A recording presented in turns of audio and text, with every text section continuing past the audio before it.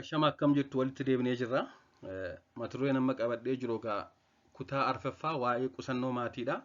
Barnoota warraa keessatti egaa waa'ee faayidaa fi miidhaa qusannoo maatii kan guyyaa guyyaan liqimsamuu kan jedhudha. Oral contraceptive pills yookaan qusannoon maatii kan guyyaa guyyaan liqimfamu faayidaa akkamii qaba, miidhaa akkamii qaba kanneen biroo wajjin gaafa ilaalamu kan jedhudha. Mee akka armaan gadiitti waliin haa ilaallu.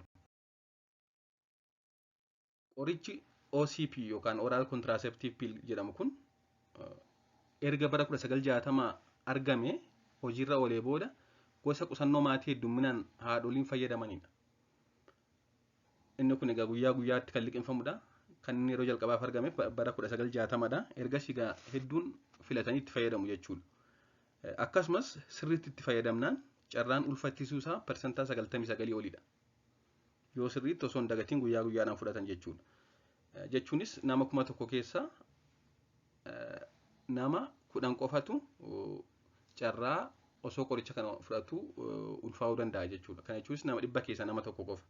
Faayidaan gurguddoon lamaan qoricha kana fudhachuu ulfattisuu fi jeeqamuu marsaa laguu sirreessuufidha. Yeroo hedduu ogeeyyiin fayyaa marsaa laguu yeroo jeeqamu guyyaa isaa osoo hin eegin yeroo dhufu yeroo baay'atee dhufu isa kana sirreessuufis fayyadamu akkasumas immoo ulfattisuufis ni fayyadamu jechuudha. Kanaaf wantoonni gurguddoon ni fayyadamu warra kanaafidha jechuudha. Waliigalatti faayidaawwan gurguddoon isaa dandeettii ulfaa ittisuu hanga parsantaa 99 kan ga'u qabaachuu fi dhukkubbii yeroo marsaa laguu hir'isuu akkasumas marsaa laguu sirreessuu fi baay'ina dhiiga yeroo marsaa laguu dhufuu hir'isuudha.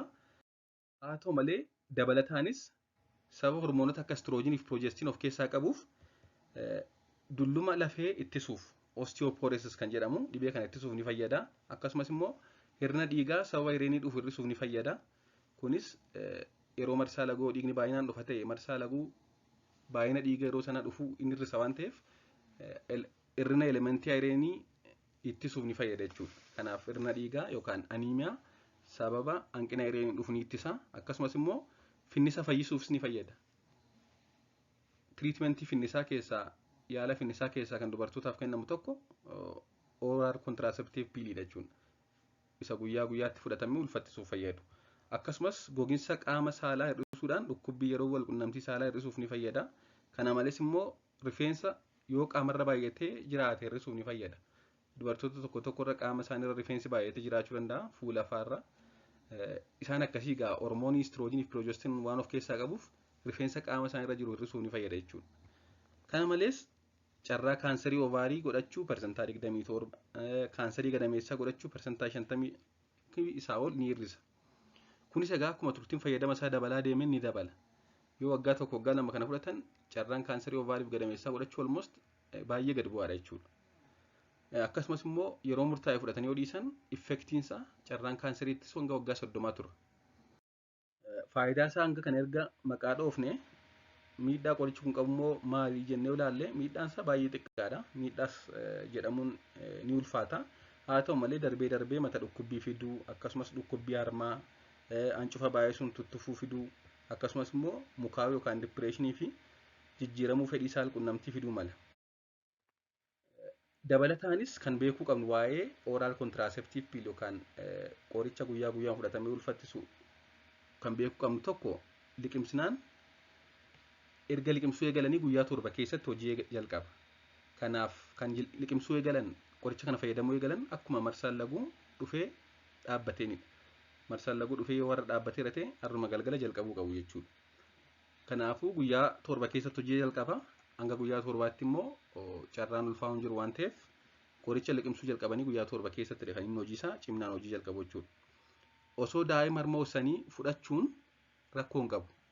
Haadholiin tokko tokko osoo daa'ima harma hoosisnuu yoo qoricha kana fudhanne yookaan oral contraceptive pill fudhanne rakkoo qabaadhanii gaafatu rakkoo hin qabu. Haa ta'u malee carraa hanga baay'ina aannan harma haadhaa hir'isuu danda'a.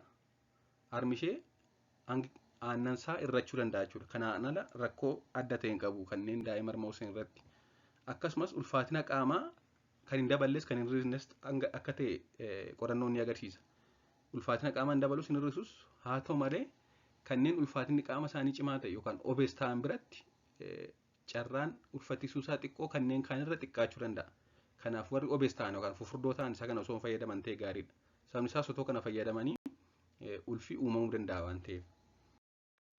Waa'ee qusannoo maatii kan qoricha guyyaa guyyaan liqeeffamu yookaan ooraal kontiraaseeptiiv ilaalchisee barnoota gabaabsee qabadhee jiru kanuma waan na dhaggeeffattaniif hedduu galatoomaa turtii gaarii.